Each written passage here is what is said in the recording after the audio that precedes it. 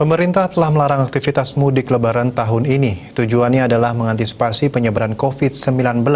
Pihak kepolisian melakukan sejumlah langkah antisipasi untuk mencegahnya. Polres Klungkung akan mendirikan pos penyekatan pada sejumlah jalur tikus di wilayah Klungkung menuju Pelabuhan Padang Baik Karangasem.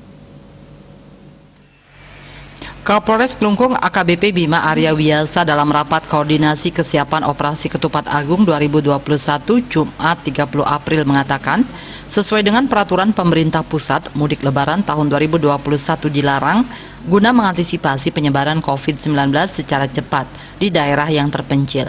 Pemudik dianggap rentan menjadi penular di kampung halamannya dan berisiko bagi masyarakat di pedesaan.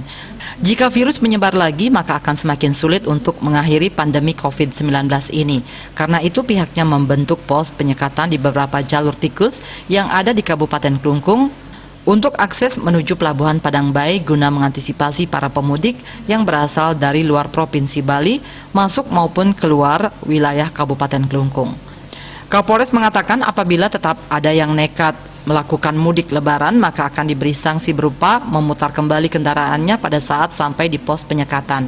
Sementara Bupati Klungkung Nyoman Suwirte menyampaikan, selain TNI Polri, pihaknya juga siap terlibat langsung dalam mengantisipasi ini.